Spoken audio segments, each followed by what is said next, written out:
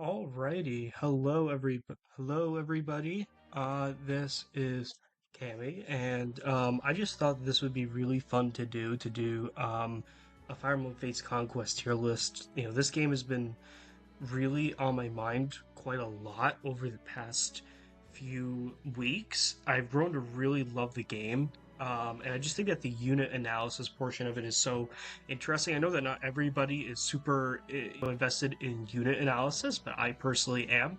I haven't personally set this up. This is actually the first time I'm truly configuring a tier list for this game, and the discussions I've seen online are really interesting regarding it, so I'm going to set that up here. So unfortunately, with I'm only doing first gen units. I think second gen units you can tier with first gen, but it's a little more complicated given their accessibility in terms of when you actually obtain them, because I do take that into consideration personally. But I know that there are some people in the Fire Emblem community that do, for instance, um, what do? They use in, um, sorry, there was a distraction on my computer. They would do you would have to obtain them within 6 chapters or so, or 6 maps or something, so you could relatively determine when you would get the child units based on certain pairing, restrictions. But typically the child units can be either extremely broken or extremely terrible depending on who they're paired up with. It's very difficult to rank. I think the first gen units are a lot easier and a little bit more interesting to talk about, so we're just going to do that for now. Unfortunately, this is alphabetical order on this tier list, not based on unit recruitment, so we're not going to have the luxury of going through that. So I'm just going to have to I'm going to do it based on when you officially receive these units, so we'll go from there. I'm going to start off with Corrin, and I believe Corrin is sort of like a mid to bottom S tier. Corrin is the avatar of this game, sort of the Robin equivalent. Definitely not as broken as Robin, but you can absolutely do things with Corrin to make them as busted as possible. Obviously, if you wanted to heart seal them to become a Wyvern Rider, or really mostly any class whatsoever, it's pretty solid. Not that their default class is bad at all.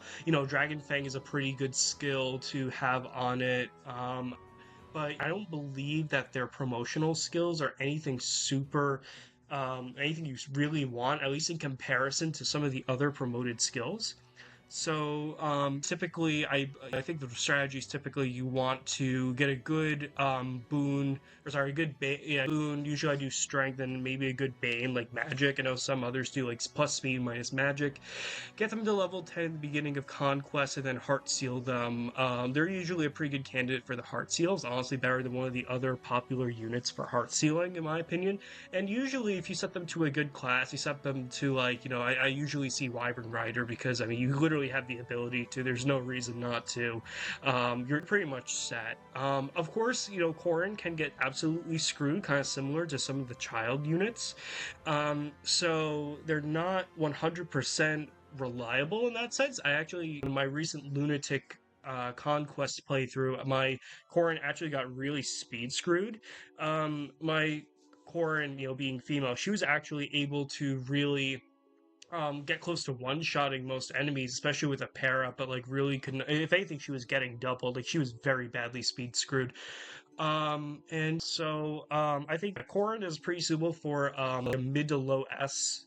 Definitely not the best unit in this game in Conquest Lunatic, in my opinion. But definitely high up there.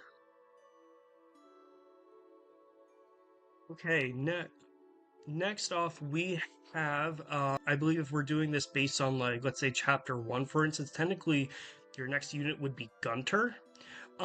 Now Gunter is a very interesting unit. I am gonna put him either C or D tier. I think he's low C. I mean, of course, actually, honestly, when you first get him in chapters, I think it's chapter 2 and then chapter 3 before you don't get him until after the Conquest campaign starts.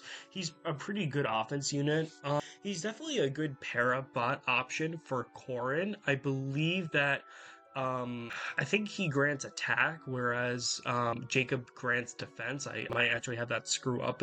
I mean, regardless, yeah, I think he grants like hit and attack or something like that. So he is a good parabot. There's a lot of discourse in well, not even Conquest, but generally Fire Emblem Fates unit discourse where, the value of being a backpack unit, which are basically units that are just solely exist to just be parabots. I have mixed feelings on this because on one hand, like there is absolutely value in some units being parabots. Like for instance, there's like obviously like Arthur and Charlotte having strength and speed pair ups, or even like Effie, for instance, with the insane defense as well as a little bit of strength, really helpful in certain maps for sure. But at the same time, they're really not doing much else aside from providing up support. If they reach certain thresholds, it can be worth it. But to me, I also feel like that there are just as many other units that maybe don't provide the same level of buffs, but are still really useful in their own right, and maybe are more deserving of the pair up slot, or the deployment slot. So, I have mixed feelings on it. Honestly, by the time you get Gunter, you're more than halfway through Conquest, and he's not, he's just, I mean, obviously, from like a combat perspective, he is way underpowered compared to all your other units. He doesn't have the growth to sustain himself. He has, in a game where growth rates are in like the 60s and 70%, he has like Jagan from Fire Emblem 1 growths.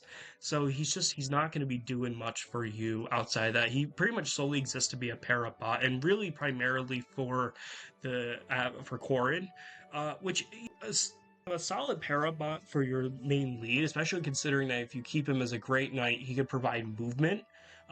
So that's not bad at all. But then again, I mean, I think all promoted mounted units in this game do provide +1 movement anyways. So that's not even really that big of a deal. I'm a little hesitant to put him all the way at the bottom of D tier, because of, I think there is some utility in that. Like he isn't completely useless, but I have a very difficult time justifying his deployment in the late game. I also want to mention a couple of things that this tier list does assume a lunatic play. I think it also hard mode kind of fits into this, because really hard mode and lunatic are not too much different from each other. Really, the only thing is the enemies are slightly weaker in hard mode and don't nearly have as many skills, but they still have skills. They still have similar strategies to lunatic. Lunatic just kind of ups it a little bit with a little bit more enemy density and a little bit more smarter strategery by the AI. So that's kind of what I put my basis on. And of course, on normal mode, any unit can basically be good.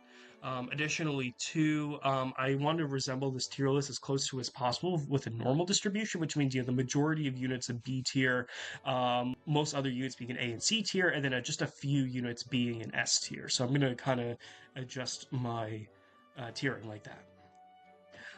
Okay, next off. So one thing you'll notice here with both Jacob and Felicia is that they have ones and twos next to each other.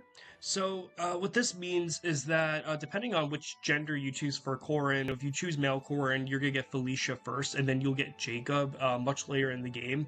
And then if you choose female Corrin, you'll get Jacob in the beginning of the game, and then you'll get Felicia much later on. So I'm going to, thankfully whoever made this tier list was conscientious to include this division, so we don't have to like average it out, because I think that Jacob, when you choose female Corrin, is extremely different from when you choose male Corrin. So I played primarily with female Corrin in my playthrough, so I'm going to choose first Jacob, and then I'm going to tier Felicia then. But Jacob, I believe, is probably the best combat unit in the game if you use the right tools. I think that he's absolutely an S tier. So the whole story behind Jacob, kind of the famous story, is that he's definitely the best heart seal user in the early game, in all of Conquest. because his statistical distribution is incredibly advantageous towards the Great Knight class. You can also make him a paladin, but I find that Great Knight is a little bit better. You know, move out, or sorry, you lose out on a little bit of movement, but you gain access to axes, and axes in the early game. Not that they're uncommon, but there aren't too many good axe users, and there are actually good axe weapons. You can pretty commonly get the Raider axe in the early game, which gives you +5 attack speed. And really with that, and like a couple of lucky speed growths or a speed tonic, and he could just one round entire maps. He is absolutely bonkers. Again, he could be also very good with a paladin as well, if you so choose to go that route. But you definitely want to choose one or the other. The other thing that makes him very special is the fact that he basically comes as a level 1 promoted unit, but he still gains experience as if he were a level 1 standard unit, which means you could get him up to level 40 as like a Great Knight or a Paladin, and means that you get access to all of the Cavalier and Great Knight or Paladin skills extremely fast. So he could get Luna like extremely early in the conquest, and that just helps out so much with how bulky some of the enemies are. And I mean, he's just a rock star. I really don't understand. I've seen other tier lists put him in A tier. I really don't get it. I think that if you do go towards Great Knight, his speed can fall off a little bit, and it can be a bit more difficult to justify using him. But I think that pretty much he serves as like the Oife of this game. I think he could still work decently as a butler, if you choose to go down that route. I mean, definitely, like, I think definitely if you choose to, let's say, Heartsteel Elise into Wyvern Knight in order to get like an early game Malignite, you know, magical based Malignite, like he can work as sort of your go-to healer for a while, but I don't really recommend it. I don't think that's a very good option. For it's gonna only serve to make your early game for conquest that much more difficult. So I think, you know, S rank is perfectly suitable for Jacob. All right, next we have Felicia. If you assume to get male Corin, I haven't played Conquest Lunatic with male Corin before, but honestly, just taking a bird's eye view at Felicia, she is. I'm a little hesitant to put D. She's probably. I mean, I don't know. I feel like to me, she's D tier, but I feel like, I think that she's probably a bit higher of C tier just based on availability alone. Her main problem is she's a magical based maid, and that sounds all right at first. You can reclass her to a strategist if you really wanted to, and get her like a fire tome and basically make her an early game Valkyrie Jagan, but it's just not a good combination of class and strat and like stats that early in the game.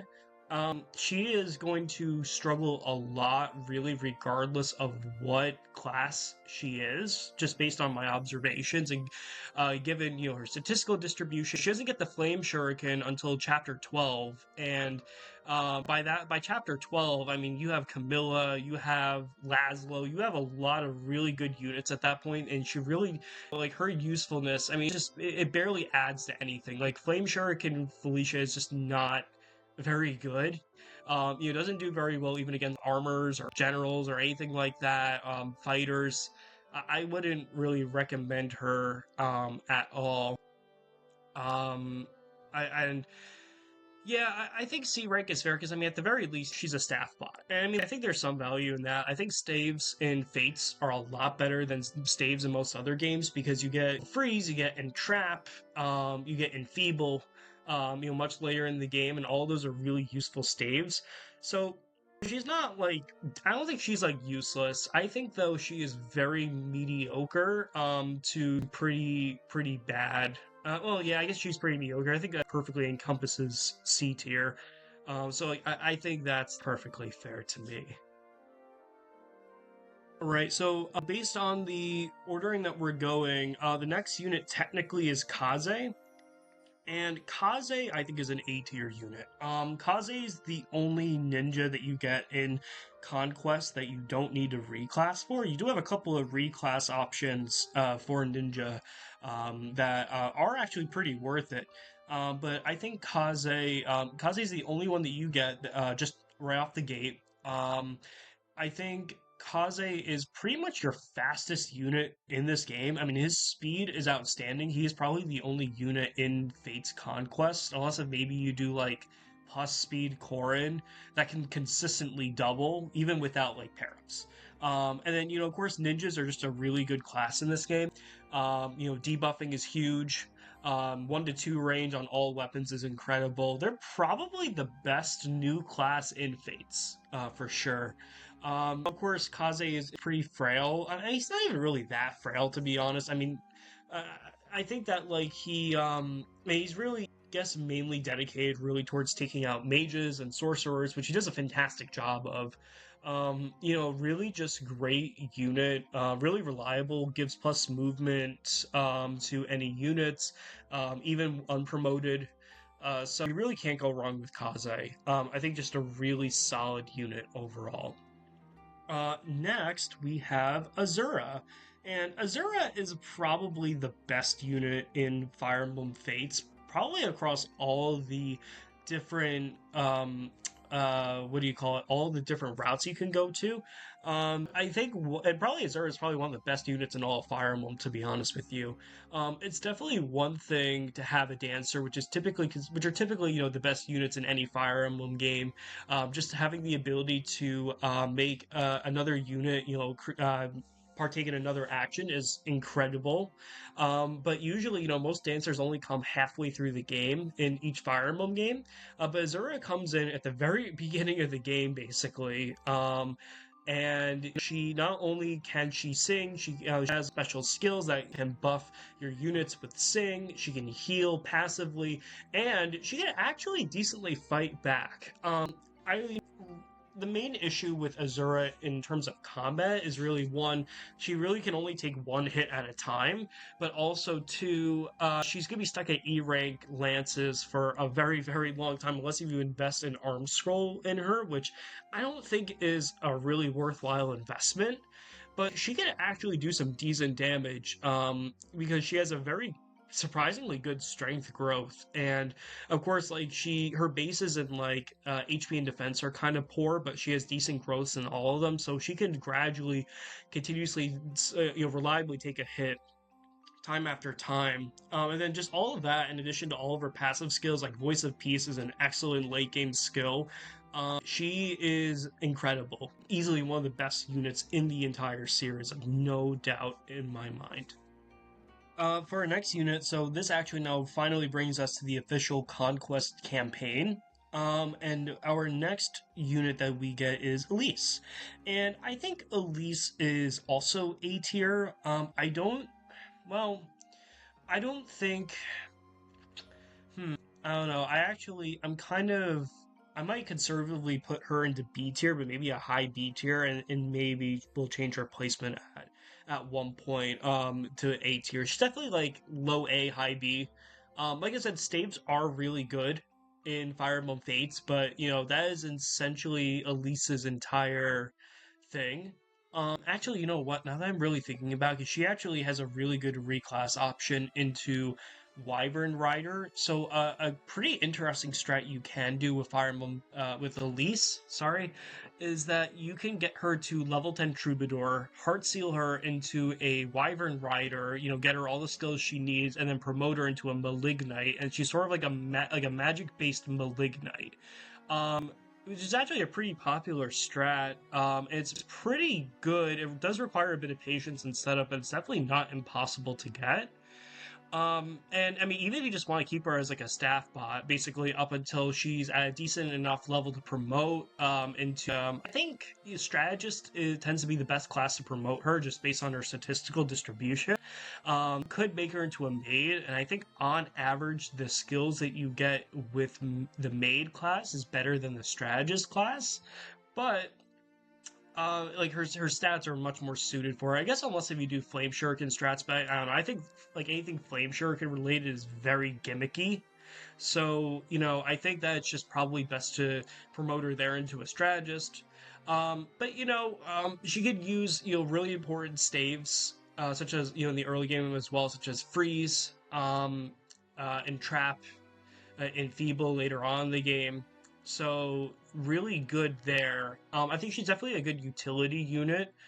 And so I think A tier is pretty appropriate. Speaking of another A tier unit, I'm gonna bring Silas into the round. Where is Silas? There he is. I think Silas is probably better than Elise, but not as good as Kaze. I might revisit this though. So Silas is just a really reliable unit. Just really good bases, really good growths. Cavalier's a very good class. He is instrumental towards a lot of the really early game chapters, and he sticks around for, he has the longevity to stick around for a long time. His reclass options do consist of like a hero, then like either a bow knight or a mercenary into a hero or a bow knight. I don't typically see a lot of people using this reclass option. I think he's perfectly fine as a cavalier. Often what I like to do is to promote him into a great knight and then try to get Luna on for Sophie. Though that might not be completely necessary depending on how you want to promote Sophie. If I want to, I promote her into a paladin so she could avoid having to go through the Great Knight class in order for her to get Luna. So there's that. And I also paired Silas with Selena to get Soul. So like Luna Soul is like a pretty popular like pairing skill um, inheritance duo as well. And you can definitely do that here with Silas. So I mean, like, you really can't go wrong with Silas. He's just a really solid early game unit. And I think A tier is super appropriate for him, and that's what I'll go with. And next, we have Effie. And I think Effie is a very solid B tier unit. I think to most Conquest Lunatic players, she can really seem like that she's like this overpowered, super good unit. I think though, like, and she is really instrumental in the early game. I mean, she with her support pairing with Arthur, and then chapter 10 with her and a steel lance one-shotting ninjas and stuff like that. She is incredibly instrumental towards the first few chapters of Conquest Lunatic. But I think that by once Camilla comes into play, she kind of loses a lot of her appeal, mainly because Camilla can do everything Effie can, but she has twice the amount of movement, and more weapon options as well. So, with all that being said, though, Effie is not a bad unit to bring in the long term as well. I think she's an amazing para partner with someone like Arthur for Percy, for instance, giving Percy the defense that he needs, as well as if you were to promote Effie into Great Knight for Luna. Her reclass options are pretty horrible. Troubadour is obviously a terrible class to reclass Effie into, so you definitely want to stick her to a Knight and then Great Knight. And you know what? That's pretty much it. I mean, Effie just has her para bonuses are good too. +4 defense, +2 strength, I believe. Or not bad at all. But also I definitely understand why in a lot of playthroughs and even in my playthrough, she kind of just falls off after the early game. She's almost, yeah, after she falls off there. And then next we have Arthur, and I think Arthur is definitely like a C tier unit. I think he's probably better than uh no, I think he's better than Felicia. So Arthur is just is very mediocre when it comes to combat. He just doesn't have a lot of the benchmarks that you would expect for him. And also too, he's just very underwhelming in that respect. His one really useful thing though is that he does come in with the first 1 to 2 range weapon. I guess excluding like Jacob or Felicia's daggers if you're counting that, but he does come in with the hand axe, which actually is pretty useful considering in the first couple or so chapters you are limited on 1 to 2 range weapons, and there are a couple of strats where you will need some of that for things like the chapter 8 and stuff. So there's use in that, but overall, his real main use, I think, is as a parabot. And I've already said that, like, parabots they can be good, but it's just not. I think while they can be good, I think also like there are probably just as many options as well for you to use that can provide more greater like basically provide more worth and more efficiency across the maps that you're playing. I guess it really is a case by case basis. Maybe I'm kind of underselling it a little bit, but to me, I just don't see it as much as others do personally. Not to say that being a pair up bot is bad, especially in Arthur's case. With the amount of strength and speed that he provides, he can easily turn a unit from zero to hero with just a pair up in itself.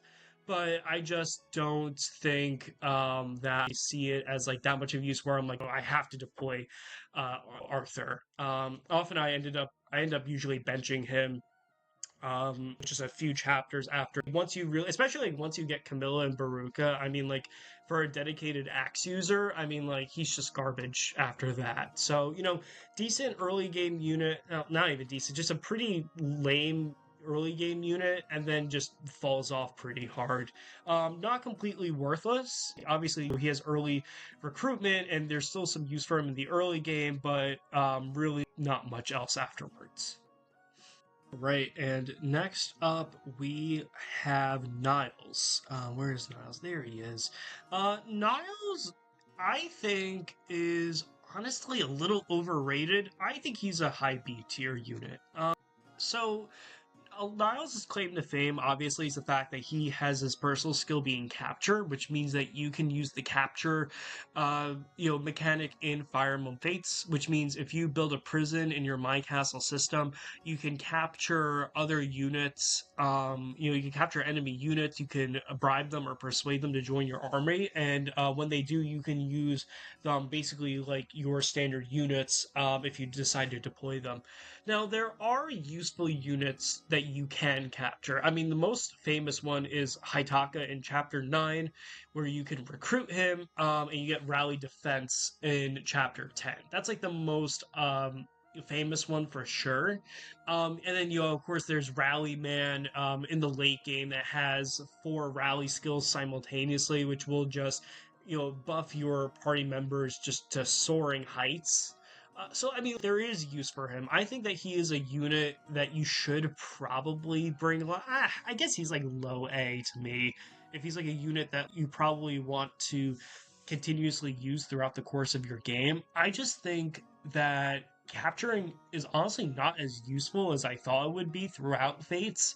Like you spend a lot of the game, playing through. There really aren't a lot of desirable capturable units really up until the late game, with a couple of exceptions. And then really like as like a combat unit, Niles does make a good first impression because he is very fast. Kind of like similar to Kaze when you get him later on in the Conquest campaign. But of course, he's also a bow user, which means that he can't fight, in 1 to 2 range unless if you give him something like the midi bow or the shining bow, which the shining bow is actually a pretty decent weapon to give him, but it doesn't. It has a few drawbacks to it too. You also don't want him to get into combat anyways, at least in close range or on enemy phase, because he's pretty frail. I mean, he can really only take 1 to 2 physical hits before he's done. Magical hits are a bit of a different story altogether. But of course, too, he faces weapon triangle disadvantage towards mages and sorcerers, so that gets a little tricky as well. So, I don't think he's like this incredible useful utility unit as others might make it out to be. I feel like capturing in Conquest is just a little overrated, but that doesn't mean Niles is a bad unit at all. I think he's definitely someone you should probably deploy most, if not all, chapters. But it's like, I think his use is a little situational. So you can still find value for him throughout the entire game. But maybe just, I don't think it's as critical that you use him as much as, or I don't think it's as critical. He's as critical of a unit as you may think. All right, and next we have Odin Dark. And Odin Dark is probably one of the most underrated units in Fire Emblem Fates. Definitely a B tier, but I don't know if he's above or below Effie because honestly, he probably is. I think that Odin has honestly more longevity than someone like Effie. And honestly, as a hot take, I think he's probably better as a mage into like a sorcerer line or a Dark Knight line than he honestly is as a sword master. Um, so a couple of things. So he comes as basically your dedicated. Well, actually, he's not really even a dedicated mage because you get another mage just the chapter afterwards. He does come in as a mage. He comes in with a Thunder and a Nosferatu, and that's huge because Odin has the has the bulk to take hits and then just drain the enemy's HP back with Nosferatu. It's a really, really useful strat, especially when paired up with someone like Effie or Felicia in the early game. So with all of that combined, he honestly makes for a pretty decent defensive unit. You wouldn't think that like a dark mage in this game would make as like a good defensive unit, but he really does. And I think that he honestly, like, if you really use him consistently, he can grow into a pretty balanced unit, all things considered. So I think also too, like whether or not you want to really commit to him reclassing into a Myrmidon or sorry, a samurai into like a sword master, like a lot of others do. It is like an understandable decision as to why, but also I think that it's definitely something you want to commit to very soon, like right when you get your next heart seal, whether it be chapter 9 or if you want to skip out on reclassing Jacob early on, because I do think that the more strength growth you can get with his reclass, the better, or else like if you wait too long, you could really get screw him out of some strength that he probably needs through his class line, making it just that much more difficult for him to get to where he needs to be. That was kind of the struggle that I had with him. I actually kind of regretted making him a samurai, though that was kind of a skill issue on my end, truthfully.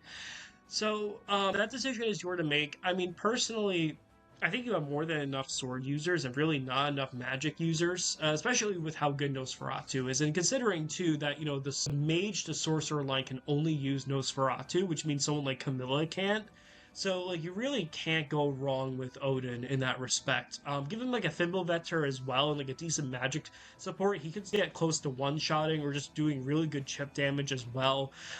So I think he's an incredibly underrated unit. I don't think he could be any higher than B tier because his bases and base level are pretty bad.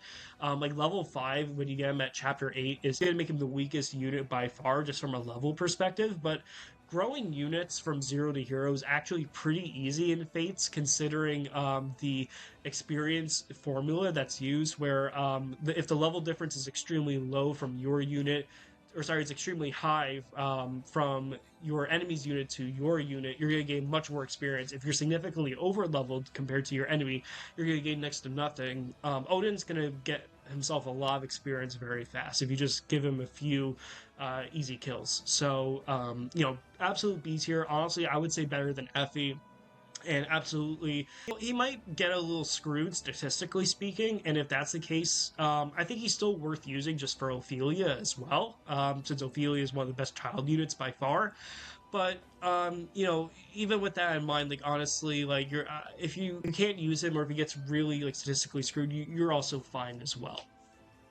And next we have Mozu. Now, also I should have assumed first, technically you can recruit Mozu before Chapter 8 where you get Odin and Niles. However, like you don't really have all the deployment slots you need. It's kind of a difficult map to do without Niles and Odin, in my opinion. So it's usually just best to wait a chapter before tackling her paralog. So Mozu is basically the Donald of Fire Emblem Fates, where she's very underleveled. I mean, actually, like comparatively, she's really not that much underleveled compared to like an Awakening, where like Donnie's like technically 10 levels behind your weakest recruited unit or something like that, 10 to 15 levels lower than you on average. Moose is only like at worst like 8, 10 levels lower than you. Really not horrible. You know, Mozu has incredible growth, like 60-70% growths across the board. She'll pretty much get close to a perfect level up like half the time. So if you give her the kills that you need to, she could do really well. She's also a very popular Heart Seal reclass because in Chapter 10 with all the Pegasus Knights, she could become an archer. And even with a Brass Yumi or a Bronze Bow, or sorry, I think it's a bronze Yumi and a bronze bow. You can still get like the one shots on the Peg Knights. Maybe you might need a strength tonic or like a pair up, but you can still make it work, and it's pretty worth it in my opinion. If you need something like Niles for something else, or if you also need just assistance with handling the amount of Pegasus Knights that are coming your way. Um, and also, like, not to mention too that I think the skill sets that Mozu can get, as well as the reclass options, are a lot better than Villager. Which I know that Villager gets. I think she just gets Underdog, which that doesn't really become that useful later on. It's a very situational ability, so it's just usually best to reclass her as soon as possible and get her things like Quick Draw and stuff like that. Really good unit, really good skills. But the elephant in the room, I guess when I'm talking about Moses' utility, that which makes this discussion tricky, is whether or not she's really worth investing in. And I have mixed thoughts on this because, as I've said before, it's really not hard to make Mozu good. It's pretty straightforward, honestly, if you're playing smart, if you're playing carefully. But at the same time, is it like efficient? I think there are ways and fates where you can make training Mozu an efficient process for sure. But I also understand the argument too that she is a lot of investment to really take care of. I think she's very similar to. I think she's basically Odin, in a sense, where you do need to carefully invest experience into her, but she'll probably come out even better than Odin in the long run. I think she's almost kind of like a more volatile version of Odin in that respect, where needs a much more investment in, but what you get in is really what you get out. Um, but I also understand like the argument too that like these high investment units are not worth it. I've seen some people call her the best unit, and I've also seen some people call her the worst unit, and I don't agree with either of those. I think she's somewhere in like the B to C tiers, to be honest with you. Like I said, like I think what makes her situation different from someone like Amelia in Sacred Stones or Ewan is just the fact that it is a lot easier to train units that are much weaker than their enemies in Fates due to the experience formula, due to the pair up and side like the side attacks when you're adjacent to another unit. So, I mean, in that sense, I think she's honestly, I could see her being more useful. I've gotten more use out of her, honestly, than Arthur. And like Felicia and Gunter. So, honestly, I'd put her in like a low B tier. Might be, I don't know, maybe a little controversial. I really don't think that she's nearly as bad or as good as others have said. I think she's just perfectly right square in the middle, in my Okay, next we have Nyx as our next recruitable unit.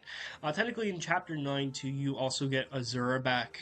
But you technically can use Azura for a chapter beforehand, so I counted her before. So Nyx is probably she might actually be the worst unit in this game in my opinion. The problem with Nyx is that she's kind of made out to be like the super fast, super offensive mage, yet pretty much dies to like a wet fart, like a single hit. The thing is that her, for what she claims out to be, her offense is just not even that good either. And given her bases, she just can't even do anything that spectacular right off the gate. So while I understand like what they were going for, unfortunately the enemies in Conquest Lunatic are just way too strong. They almost all one-shot her, and she really can't do that much damage back. Her reclass options are bad, so she doesn't even have that going for it. I mean, you could do some like funny things, I guess, with like Shining Bow Nyx, but like that's extremely gimmicky. I don't think like unless if you're being very meme like you're not gonna do that. So Nyx is she really just doesn't have that much use. The only use I think I've gotten out of her at all in Conquest Lunatic is that she can one round pretty reliably some of the Oni chiefs in chapter 10, and there is some use out of that, but that's pretty much it. I mean, she really doesn't have much else going for her. And like, sure, you can like train her and all that, but like it's just not a she's just not a worthwhile unit to use. All right, next up we have Baruka, and I think Baruka is probably tier, probably better than, honestly, probably high A tier. So she's a Wyvern Rider at base. Her bases aren't amazing. She particularly has some low speed to start off. I believe she has base 9 speed, and she definitely needs either like a speed pair up to make her really useful, or some like speed investments, whether it be like a speed tonic or something, to make her really good. But when she gets there, I mean, she is pretty fantastic. Wyvern Riders are some of the best units in this game by far. You can even reclass her into a fighter. She still retains her weapon ranks, and she can be like a decent pair up bot as well if you just don't want to use her as a Wyvern Rider. But like honestly, she really should be the one that's doing a lot of combat with a different pair up bot with her, if that's honestly the case. So I think she's much better suited for that. Um, and I mean, I think she's just a pretty excellent unit, all things considered. Especially considering Conquest 2, flyers are very limited in this game, unless if you resort to reclassing. So, like, she's pretty much all you got. She and Camilla are basically all you have throughout the entire game, if you're not reclassing. So, absolutely worth it. Definitely a pretty reliable unit to use. And yeah, Veruca is great. We have Selena, and I think Selena is a pretty solid B tier unit. I think probably better than Effie, but probably not as good as Odin. Selena is just a pretty average unit, all things considered. Like she can, I think she has pretty decent stats. She's in a good class line. She honestly, like both her class and her reclass line, like her Heartsteel, I believe it's a Pegasus Knight. You really can't go wrong with either. But I usually stick with her as like a mercenary throughout her line. Statistically speaking, she's very good. And she can impart very good skills across whichever children you decide to impart them on. I usually choose Silas for her. Just a pretty solid unit. Like she's not nothing really that out. Nothing really grabs. Like to me, like there's nothing that really speaks to me when it comes to Selena. She's just really just solid. Like pretty reliable. You don't need to have her every chapter. She's not like a must-have, but like she is decent enough where you could use her if you really wanted to, and you could have a good time with it. And then finally we have Camilla, and Camilla I think is probably the best combat unit if you chose male Corin. But probably and mainly, and again I still hold to it that Jacob is probably the best combat unit in the game, mainly because that Jacob's combat ability, if reclassed, is just as good as Camilla's, but you get Jacob for a few chapters ahead as well, and just more options generally. And Camilla, I mean, is basically just Jacob as a flyer. I mean, I guess it really depends on how much more you value those couple of first turns. I think some of the early game chapters in Conquest Lunatic are decently challenging. I mean, they're not awful, but I think that having Jacob helps immensely because everyone else, while they can definitely hold up their own, are just not amazing at it and definitely needs like a pre-promotes help. So that's why I personally rank first join time Jacob over Camilla. But again, Camilla is like this to me like the best combat unit if you chose male core in Conquest, or second best if you chose female. I mean, just pre-promoted Wyvern Lord, insanely good bases, great weapon versatility, and I mean, just like you really can't go wrong with a pre-promote Wyvern Lord, or sorry, Malignite. you know, in one of the first chapters in the game with those bases. Perhaps the only sucky thing is that her experience distribution is going to be pretty pitiful, mainly just due to Fate's experience formulas, where she basically won't be gaining experience from enemies unless she gets kills on them in the early game. But like, it's completely fine. Like, you're not missing out on that much experience by using her. She should definitely be like deployed every map. Honestly, as a requirement. Like, I mean, I guess you really don't need Camilla, but like I think that personally, like it's gonna make your life so much easier. She's a pretty quintessential unit and very famous unit to Conquest, so absolutely S tier. Third best unit in my opinion. Again, assuming female, for this playthrough.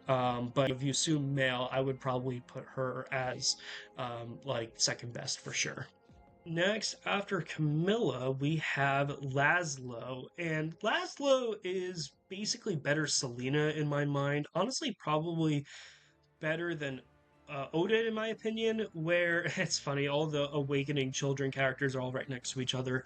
You know, Laszlo is, again, just a really solid unit. I don't think that he's extraordinary. There's a particular niche about him that makes him good enough to be an A tier, but I think that his bases alone are pretty great. And just like you know most other Fates characters, his growths are also great. I think his personal skill of having like his own rally can be kind of interesting if you decide to make him a bit more of a rally bot, but I never really have seen that strat come to fruition before, but I guess it's possible. I have seen him reclass to become a ninja, and he's a pretty great dedicated ninja. If you know, you didn't get to keep Kaze along, or if you just need a second ninja, he's probably better off there. And he's really great at it too. So I just really, aside from that, I mean, I guess if I really haven't played around a lot with it, and also this is around the point in the game too where reclassing options start to get a little stingy because you would need to start upgrading the staff store for you to get all the reclasses that you need in order for you to be successful. So in that sense, you know, you might have to hold off on that, unless if you specifically hold off for a different unit, like maybe Mozu, you decide to bench Mozu, which is an understandable option for sure.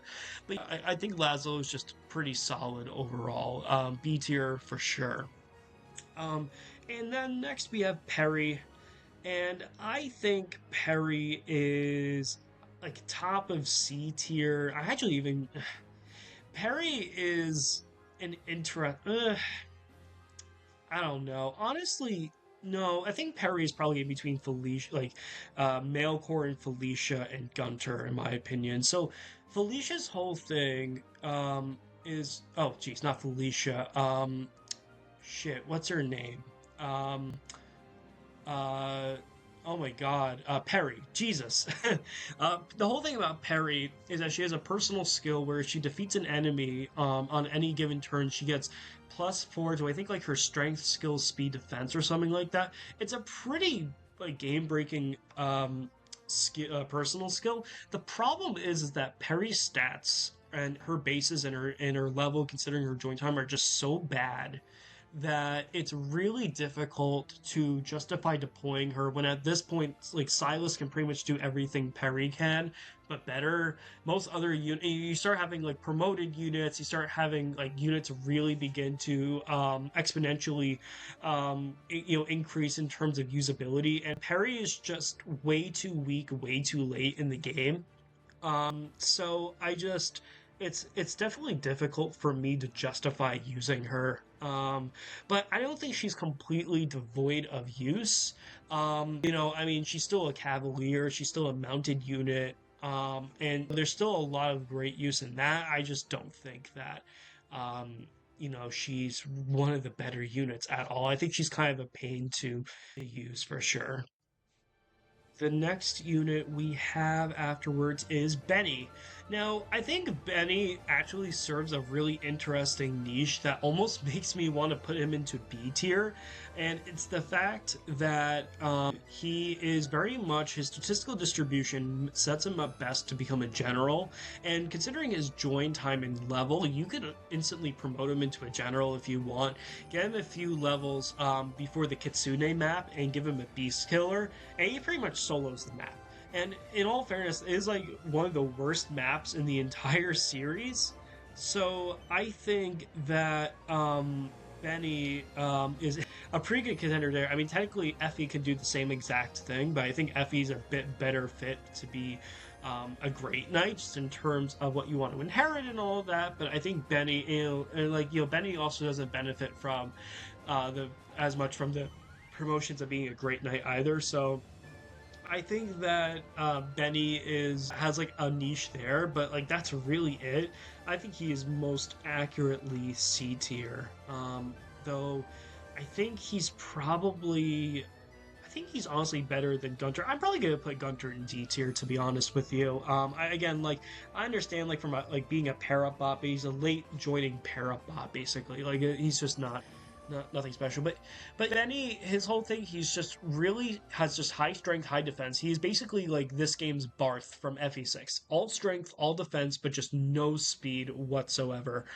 In the right circumstances, especially if you get him to general and wary fighter, he could be a really great unit, but it's also kind of like, okay, do you really want to invest using a master seal on him? Do you want to really like give him the experience for him to get to wary fighter? Because it's not even just as simple as promoting him, but now it's okay. I have to use him. I have to deal with his low speed for at least a couple of chapters for sure to get him to where he needs to be, and then he can finally start being of decent use towards a lot of fast enemies that can outspeed the majority of your army, or at least make it difficult for you to take down. So, definitely a bit of a double-edged sword in that respect. Um, I think you could make an argument that, with given the level of sophistication of the enemies in this game, that there is like kind of a need or a niche for a unit like that. But I also understand too, like that's kind of a lot to invest in, and really like all you're getting out is just a unit that can take a lot of hits for you, and especially if you're playing, especially considering Fates is a very player phased um, Fire Emblem. Being really, really defensive, it does have its uses, but it's also just not the best game to be like that. So, for that reason, especially considering he's an Arbor Knight, he joins considerably late for the first gen units, and by this point, too, I mean, I guess he's actually pretty on par in terms of levels. I think that you could honestly find more use out of a lot of other C tier units there. So I think like bottom C makes sense as of now. We have Charlotte, and I also think Charlotte is very similar in the circumstance to Arthur, but I think that Charlotte is significantly worse. Um, and I would probably put her honestly again bottom of C tier. I don't obviously like I don't think that she's like a D tier unit because she has some pretty significant use in the sense that she's very famously a backpack unit basically, especially with Xander when you are able to recruit him, and basically she becomes the gives him the stats that makes Xander an absolute monster in the mid to late game of Conquest Lunatic. But that being said, Charlotte just comes in way too weak. Um, she misses a lot of benchmarks. Her base level is pretty bad. I also just think fighters in this game are just a pretty bad class in general. I just don't think that she's really has much use outside of being a backpack unit. And again, like, you could justify that just for a deployment slot in itself, and I would understand. But at the same time, I mean, you have so many other good units to use that could be used in much more offensive strategies. So again, I guess it really depends to me on how much you value your backpack units. I value them to some extent, but I would be hesitant on using them all the time per se, or only under particular instances. So I'm gonna put her in bottom of C just based on the fact that really like all she has to provide basically is just her being a parabot, since she really can't do anything else on her own in Conquest Lunatic. Next up we have Leo, and I think Leo is, I think he's A tier. He's probably better than Elise Niles, but honestly might not be as good as Silas. Leo, well, honestly, at this point in the game, I think that Silas begins really becoming into his own if you're using him consistently, which I would imagine you would be, considering how consistent he is. Leo is probably your best magic user in this game. That isn't like being a sorcerer. I think you could reclass him into one if you wanted to. And you can maybe do some Nosferatu strats and stuff like that. I haven't personally tested it out, but I mean him alone as just a Dark Knight with Brynhildr, which is a fantastic tome, is already great enough. And he's coming out the gate close to one-shotting enemies right on during his join chapter, and so he's very useful there. Dark Knight has its own boons as well. High movement can provide other units movement, all that good stuff. So Leo is definitely great. Definitely someone you want to bring along pretty consistently over. And I mean that's pretty much it. I mean, pretty self-explanatory. I don't think that he's as fantastic as some of the other. I mean, I think that he's probably, yeah, I think like just above Elise. He's kind of in that region where that he's a great unit, but he's not like game breaking like Camilla or Xander are, where they just utterly just break the game in half. Leo is a very competent and reliable unit, but he's not gonna be, he's not gonna be destroying half the map. I guess Xander and Camilla really don't do that either, but Leo really is gonna be much more of a reliable unit you want to bring into every map, not really so much as incredibly broken. So. And next we have Keaton, and I think Keaton is absolutely B tier, and I would probably put him in between Odin and Selena. So Keaton is, really good out the gate, in the sense that he has automatic effectiveness against any beast unit. Um, comes in at a good level, a pretty good promotable level at that point if you just wanted to instantly promote him. And just has really good para bonuses too. I would say that in a sense it's either better or worse depending on what your needs are, because whereas the fighters give +4 strength, +2 to speed, the Wolfskins class provides +4 strength +3 strength +3 speed. So a little bit more evened out, but I mean, depending on the unit that needs it, like that's also perfect. And on top of that, Kian is just a good combat unit too. And it could do some great things. He could do some alright things against like the Kitsune map, though he is a little bit inaccurate during then. And then just of course, like any other mounted unit.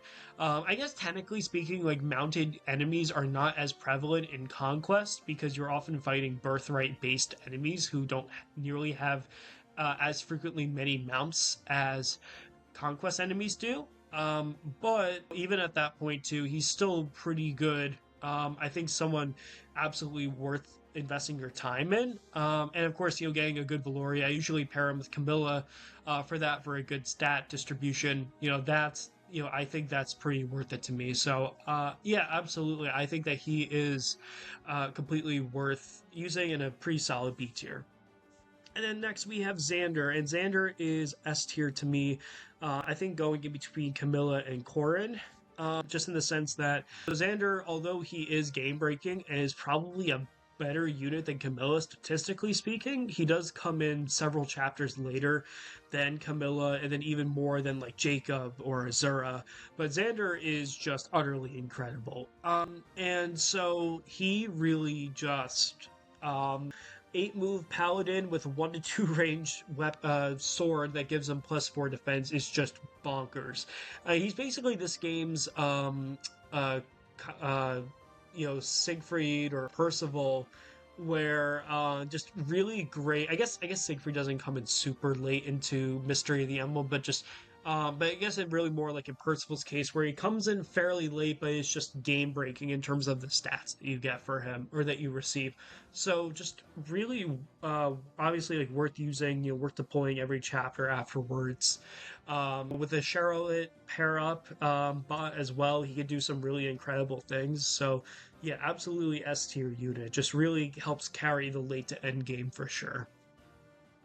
We have Shura, and Shura is an interesting unit. So after you complete um, the boat chapter, where you get Xander, chapter 16, you have the option of either recruiting Shura or choosing to kill him and get the boots, which increase your movement by 2 points. And I believe this is the only way you can actually get boots in the game in Conquest otherwise. So, really important item, and I believe the consensus in the Fire Emblem community, at least in a lot of discourse that I've seen based on like Conquest unit viability, is that Shura is not the better option and that the boots are way better than Shura.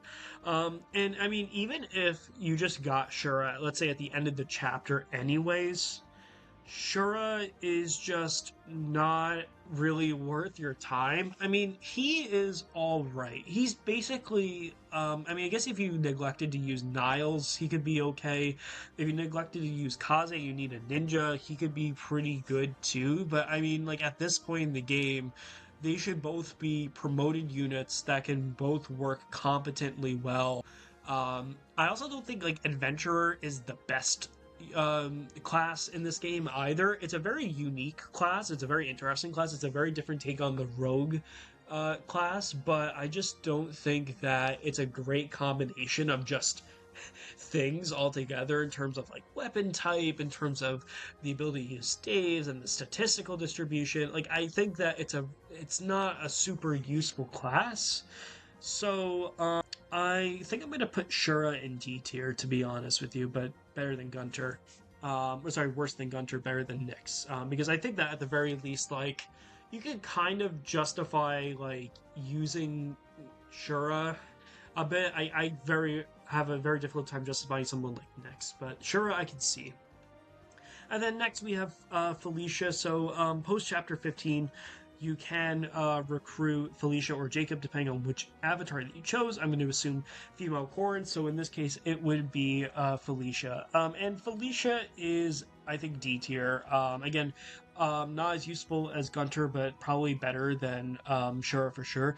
Her stats are just so bad at base. Yeah, you get the Flame Shuriken at this point. She can do some like decent chip damage, sort of. But I mean, her stats otherwise are so bad given her join time. And like she really just can't do anything worthwhile aside from being a staff bot. And even at this point too, um, like Elise or even like Jacob, if you continue to use him as a butler, would work better as a staff bot, especially Elise, if considering at this point she'll have generally a higher staff rank. She'll probably be promoted to strategist and can use that staff rank a lot more efficiently. There's really not a use for Felicia. There's really no space for her, honestly. I can't justify her use at all in the late game. So D tier for sure. So next we have Jacob if you started Conquest with male Corrin. Now, I have absolutely no experience with Jacob in this round because I've only played Conquest with female Corrin. Uh, I would say given given a few factors, so given when he joins, which I actually made a mistake. I thought it was after chapter 16, but it's actually after chapter 15, which means technically he gets recruited before Xander and Shura, so that was a mistake on my end.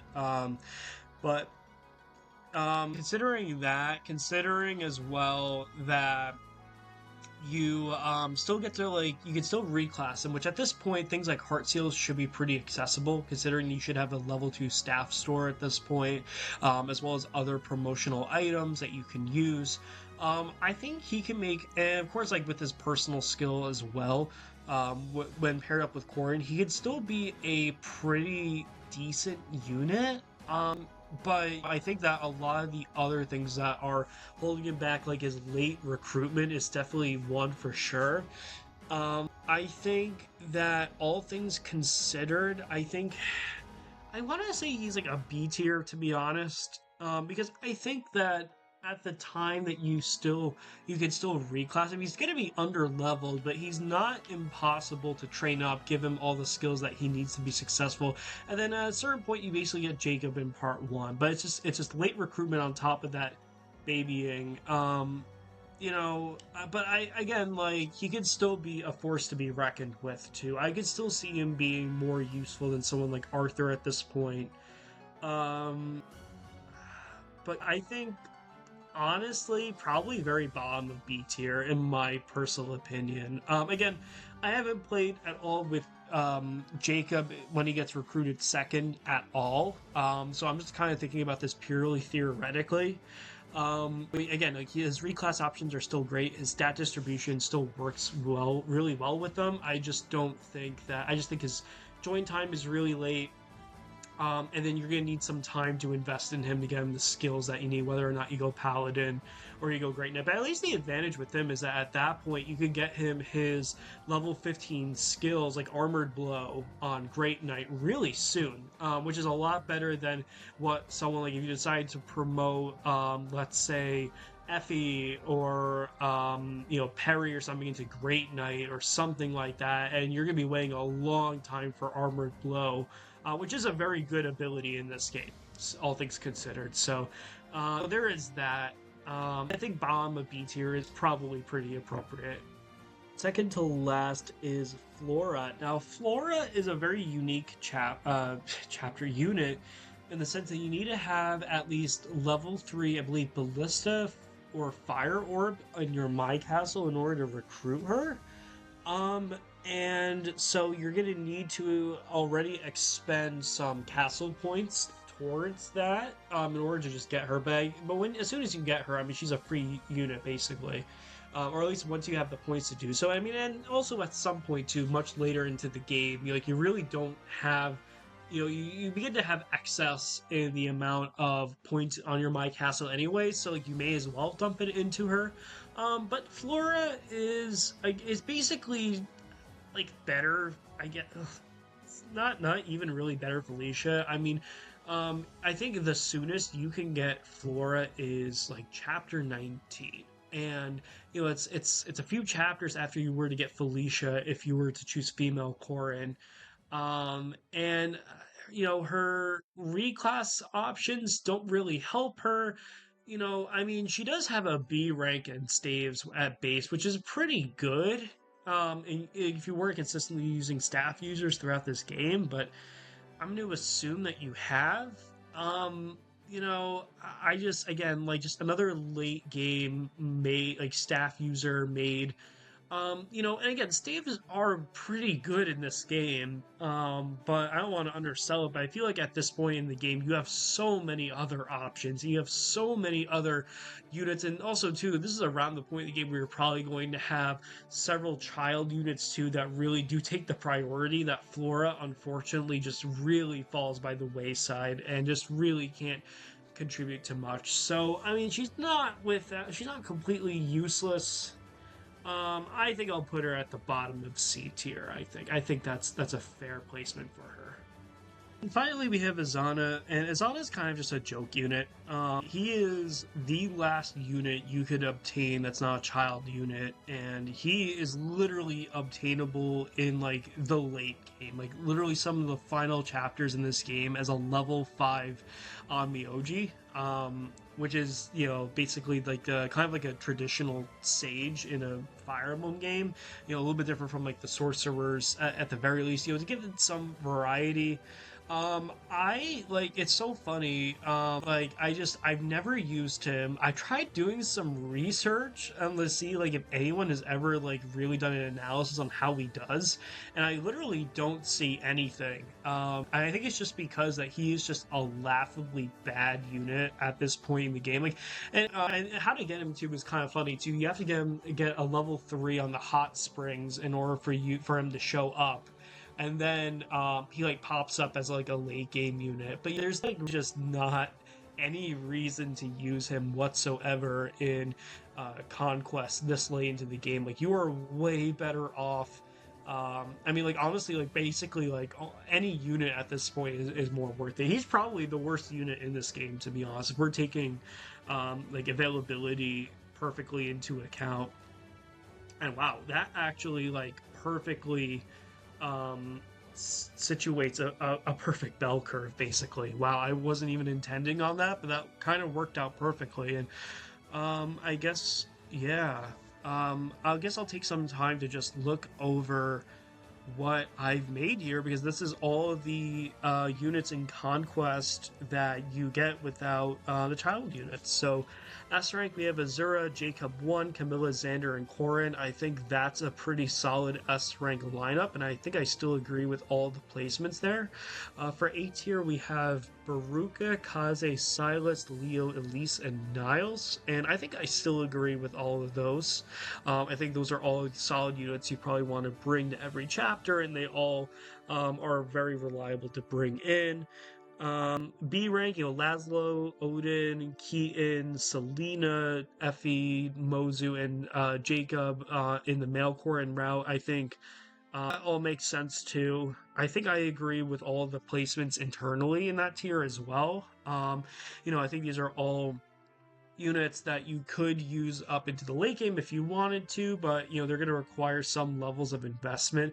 I mean, I guess if we're considering that, actually, I might want to put Jacob 2 over Mozu since Mozu requires so much investment. But again, I think I still agree with Mozu being B tier. I think that people really overstate how difficult it is to get her experience. It's really not that difficult.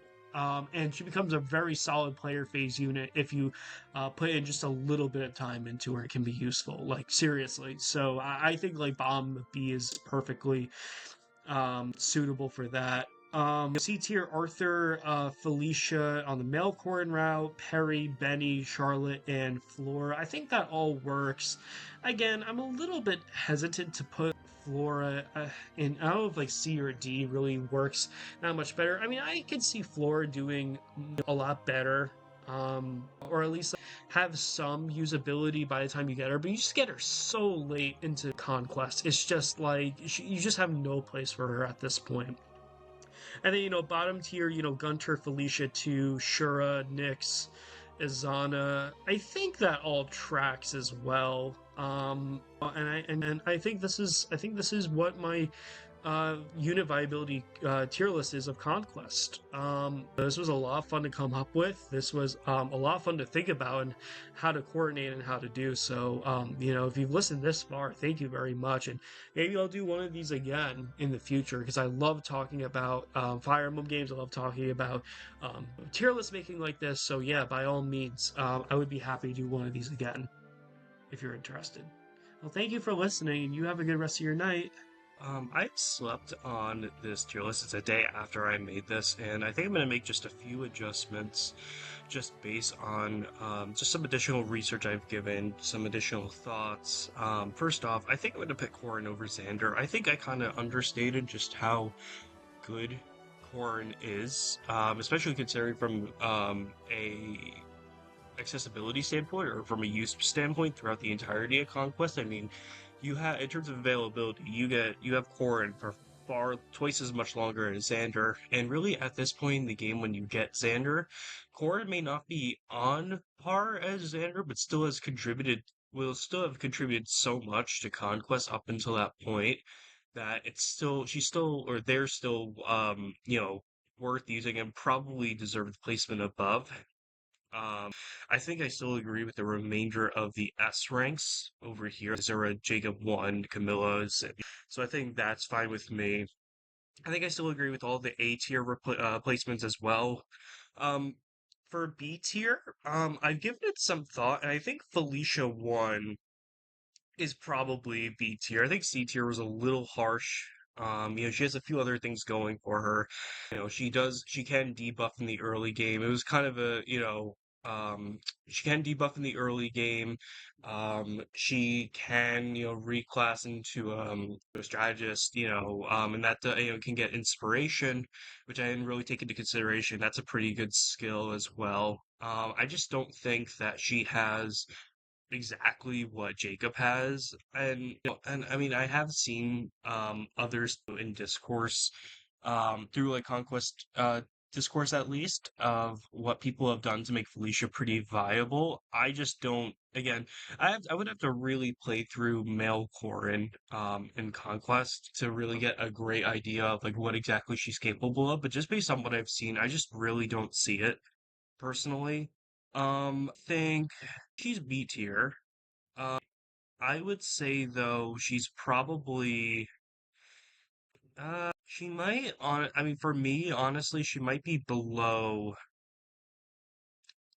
most I think she has enough tools and resources to become viable in the long term enough to where I think she's B tier, but I think all the other units above her still have a better shot of being long-term viable units.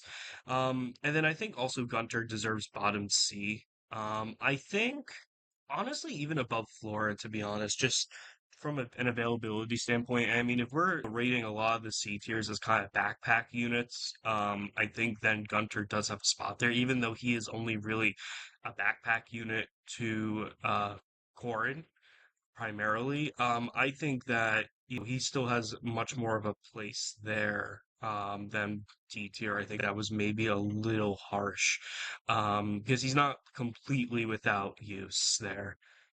So I think this is now a bit better of overall tiering for Conquest Lunatic in my opinion. I think now taking another look at this, I agree with this list a lot more.